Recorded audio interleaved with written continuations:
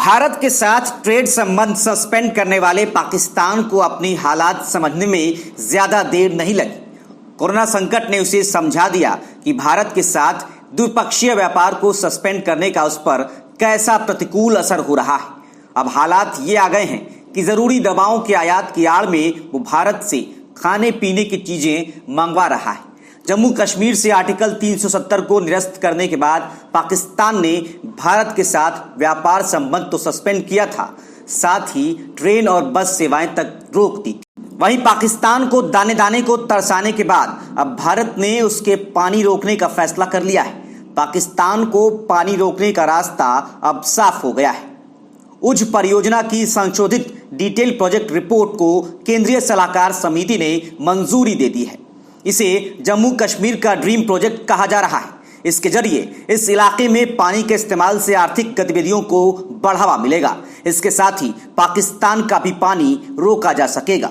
इस प्रोजेक्ट को पूरा करने में करीब 9,167 करोड़ रुपए का खर्च आएगा, जबकि करीब 6 साल में इस प्रोजेक्ट को पूरा किया जाएगा।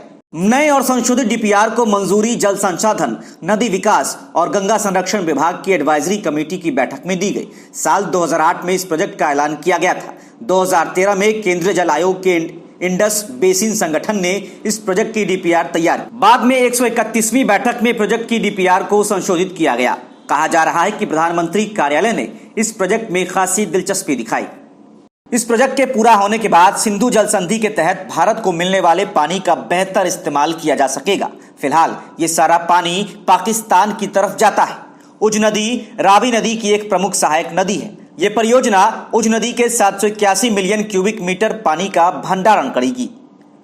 परियोजना के निर्माण के बाद सिंधु जल संधि के अनुसार भारत को आवंटित पूर्वी नदियों के पानी का उपयोग उस प्रवाह के माध्यम से बढ़ाया जाएगा जो अभी बगैर उपयोग के ही सीमा पार जाता है।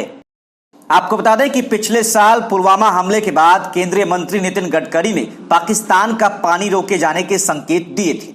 उन्होंने कहा था कि शाहपुल कांडी में रावी नदी पर बांध का निर्माण शुरू हो गया है। इसके अलावा उज प्रोजेक्ट में जम्मू कश्मीर के उपयोग के लिए हमारे हिस्से के पानी को जमा किया जाएगा और बचे हुए जल रावी ब्यास लिंक से दूसरे राज्यों में प्रवाहित किया जाएगा।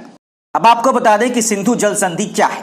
सिंधु जल संधि दो देशों के बीच पानी के बंटवारे की वो व्यवस्था है जिस पर 19 सितंबर 1960 को तत्कालीन भारतीय प्रधानमंत्री जवाहरलाल नेहरू और पाकिस्तान के राष्ट्रपति अयूब खान ने कराची में हस्ताक्षर किए थे। इसमें 6 नदियों ब्यास, रावी, सतलुज, सिंधु, चिनाब और झेलम के पानी के वितरण और इस्तेमाल करने के अधिकार शामिल है। इस समझौते के लिए विश्व बैंक ने मध्यस्थता की थी।